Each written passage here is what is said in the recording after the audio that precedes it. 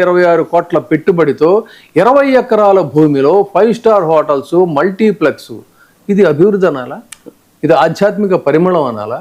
ఇది స్వామివారి కోసం జరుగుతున్న కైంకర్యం అనాలా? రియల్ ఎస్టేట్ వ్యాపారం అనాలా?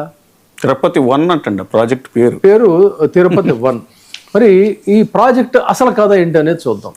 తిరుపతి 1 అనే ఈ ప్రాజెక్టు ఆంధ్రప్రదేశ్ ప్రభుత్వం టూరిజం పాలసీ 2024-29 కింద అల్ట్రా మెగా ప్రాజెక్టుగా దీన్ని ప్రకటించారు.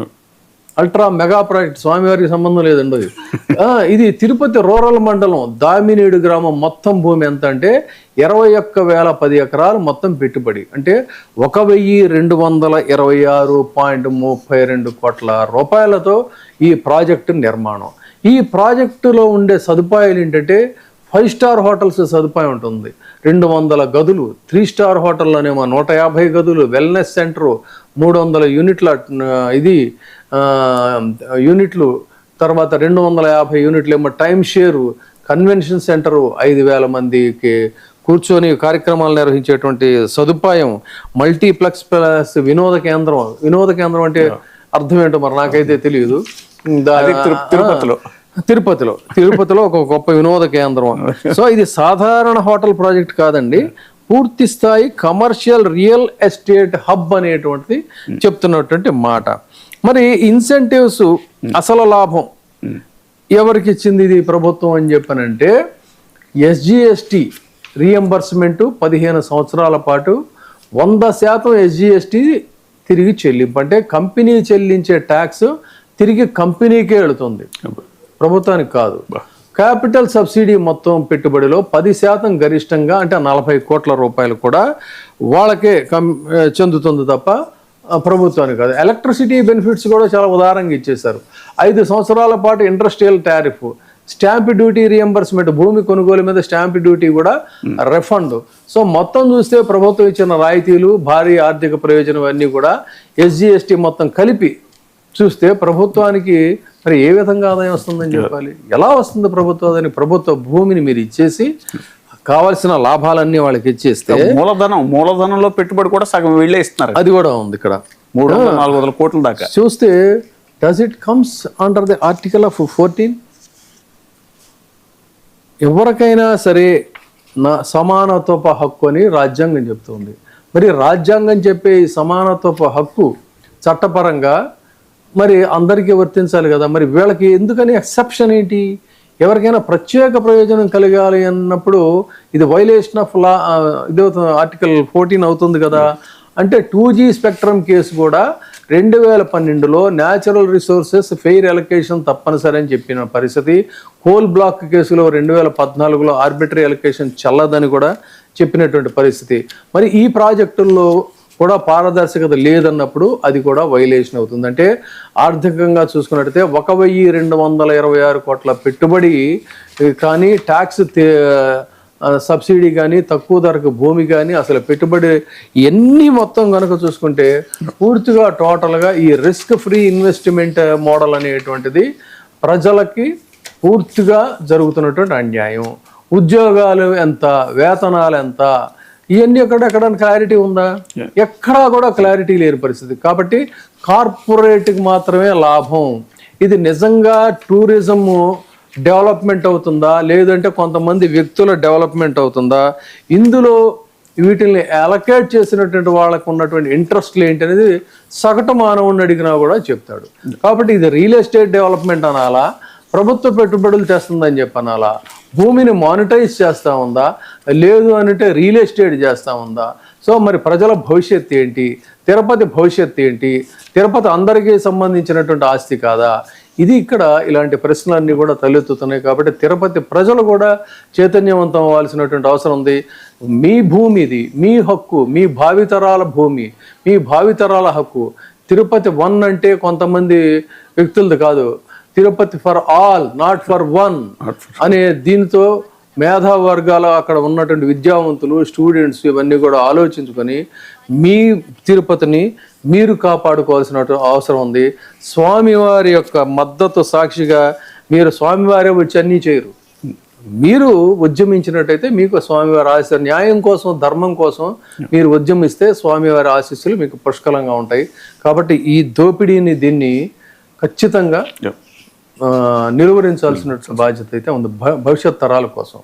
ఇది ఇక్కడ దీంట్లోనే ఇలాంటిదే వర్మది చెప్పండి. అది ఇక్కడ మళ్ళీ ఇదే same tourism allotment land grant of incentives అనేటువంటి దీంతో ఎస్విఎస్ కన్స్ట్రక్షన్స్ అని ఇంకొక కొత్త కథలోకి వెళ్దాం. ఇప్పుడు మొన్న అసెంబ్లీలో అమరావతి తీర్మానం గురించి మాట్లాడారు కదా.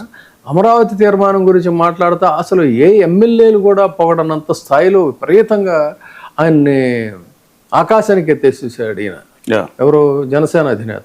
దాంతో ఈయన అసలు భావోద్వేగానికి గురై వచ్చి కావలించుకున్నాడు. వాట్ ఈస్ దిస్ రిలేషన్ అని చెప్పంటే అక్కడ మనకి దీంట్లో కనిపిస్తున్నాడు కదా ఆయన పేరు వర్మ గారు. అంటే పిఠాపురంలో వర్మ ఖచ్చితంగా ఒక కంట్లో నలుసు పంట్లో రాయి, ఎంత అడ్డంకి అనుకున్నా కూడా రేపు భవిష్యత్తు రాజకీయానికి.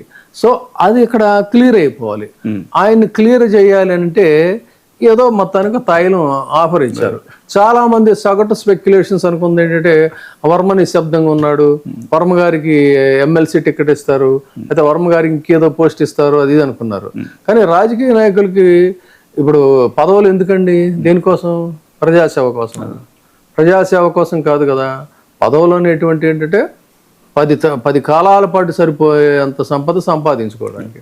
అలా సంపాదించుకోవాలంటే ఎమ్మెల్సీ పదవి అవసరం లేదు కదా.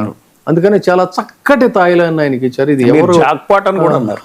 వర్మకి జాక్పాట్ ఎవరు ఊహకి అందనటువంటి రీతిలో అద్భుతమైనటువంటి జాక్పాట్ ఇచ్చి ఇక అక్కడి నుంచి అదే క్రికెట్ పరిభాషలో చెప్పాలంటే క్రీజ్ అంటారు కదా, ఆ క్రీజ్ నుంచి ఈయనకు ఒక గ్రీజ్ రాసి పక్కకి తప్పించారు.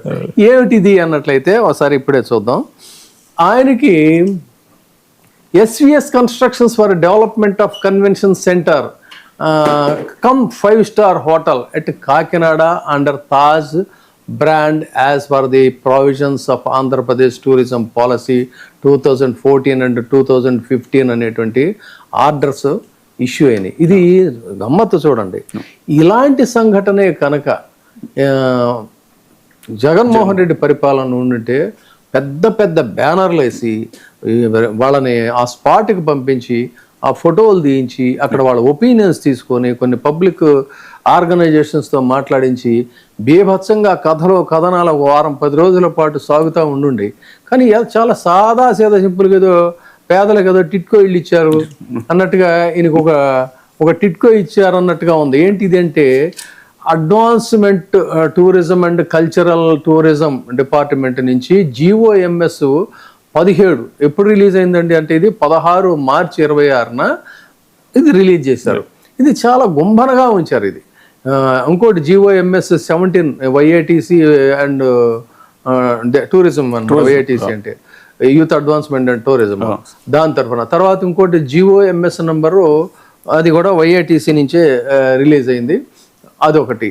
అది కూడా 11వ తారీఖు నాడు. ఇదంతా ఏంటిది అసలు? దీనికి సంబంధించి ఇంకోటేమో GOMS 26 నుంచి ఒక జీవో, తర్వాత GOMS 41 డిపార్ట్మెంట్ ఆఫ్ YATC. అంటే ఇవన్నీ ఏంటంటే proposal of Messrs SVS constructions minutes of SIPB meeting 18వ తారీఖు నాడు ఫిబ్రవరిలో ఒక మీటింగ్ జరిగిందంట. ఆ మీటింగ్ దరిమల ఇప్పుడు ఇదంతా కూడా ఇది ఈ జీవోలన్నీ కూడా ఇష్యూ చేశారు.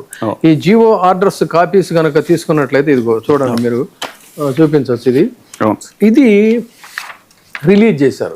చేసి భారీ స్థాయిలో ఈయన వర్మ గారికి మీకెందుకు మీరు హాయిగా ఒక హోటల్ కట్టుకోండి అని చాలా ఉదారంగా ఇచ్చిన పరిస్థితి. ఒకసారి అలొకేషన్స్ ఉన్నాయి సార్ ఇక్కడ. Allotment 3.4 acres of land considering that the proposed project comprises a convention center and 5-star hotel as separate components and taking into account site specific planning, exact alignment of the land parcel, even the CEO APTA authorized allotment of the land shall be subject to applicable conditions. Lease tenure వచ్చి 66 years. 66 years కాదు, అక్కడి నుంచి to be extended పెట్టారు. To be extend అంటే 100 ఏళ్ల పాటు, 100 సంవత్సరాల పాటు అది లీజ్ అనేటువంటి పేరుతో కారు చౌకగా వేల కోట్ల రూపాయలు ఖరీదు చేసేటువంటి దీన్ని అక్కడ కూడా మళ్ళీ ఇవన్నీ ఉన్నాయండి. ఇది ఈ GST lease rent shall be 1% of the SRO value by 5%. అంటే ఎంత ఉదారంగా వీళ్ళు ఇచ్చారు. SGST రీఎంబర్స్మెంట్లు అవన్నీ అంతకు మించిన జాక్ పాట్ ఇంకేముంటది? మంత్రి పదవి వస్తే ఆయన సంపాదించుకుంటాడా? హాయిగా ఉంది కదా ఇది. సో ఆ విధంగా అంటే కంప్లీట్ ప్రతి దాన్ని కూడా పొలిటిసైజ్ చేసి కావలసినటువంటి వాళ్ళకి రెడ్ కార్పెట్ వేసి ప్రజల ఆస్తుల్ని మొత్తం పందారం చేస్తున్నటువంటి పరిస్థితి. మరి అక్కడ ప్రజలు కూడా ఎందుకు మరి వీటిని మౌనంగా అబ్జర్వ్ చేస్తున్నారా, లేకపోతే భయపడుతున్నారా, భయపెడుతున్నారా ఏంటనే చూడాలి. కానీ ఇది ఎంతకంటే దారుణమైన పరిస్థితి ప్రజలు. కాకినాడ ఎంత అండి ఉంది అక్కడ ప్లేసు? ఈరోజున కాకినాడలో భూముల విలువ ఎంత ఉంది? ఈయనకి పోనీ ఇంకో పాయింట్ చేద్దాం. ఈయన అసలు హిస్టరీ అంతా నేను తీసా. ఏమన్నా పోనీ నిజంగా ఈయన పెద్ద పెద్ద కన్స్ట్రక్షన్స్ ఏమైనా చేశాడంటే జస్ట్ హైదరాబాద్లో అక్కడ ఇక్కడ అపార్ట్మెంట్లు ఎగ్జాక్ట్లీ కావాలంటే ఎవరైనా చూడొచ్చు. ఇంత పెద్ద స్థాయిలో కన్స్ట్రక్షన్ చేసే పరిస్థితి కానీ, హోటల్స్ మెయింటైన్ చేసినటువంటి చరిత్ర కానీ ఈయనకి ఎక్కడా లేదు. కేవలం ఈ వర్మ అనేటువంటి ఆయన ఒక రియల్ ఎస్టేట్ మన అపార్ట్మెంట్స్ అన్ని ఉంటాయి కదా, అలాంటివేవో అక్కడ ఒక హైదరాబాద్ బిల్డర్ జస్ట్ లైక్ అంతే కట్టినటువంటి చరిత్ర. అలాంటి వ్యక్తికి ఇంత పెద్ద స్థాయిలో ఎలా ఇచ్చారు? దీనికి టెండర్ల ప్రక్రియ ఏమైనా ఉందా?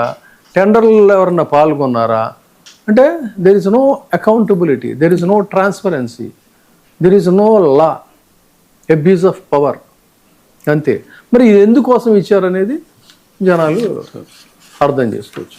సో ఇది దీని వెనక ఈ రియల్ ఎస్టేట్ వెనక అటు తిరుపతి చూసినా, ఇటు కాకినాడ చూసినా, ఇంకా చాలా ఉన్నాయి కానీ బట్ ఈ 2 ఎగ్జాంపుల్స్గా చెప్తున్నా. దీనికి సంబంధించినటువంటి వాస్తవాలు ఇవి సంగతి. సరిగ్గా మరో అంశం, యుద్ధం నానాటికి తీవ్రతరం అవుతుంది.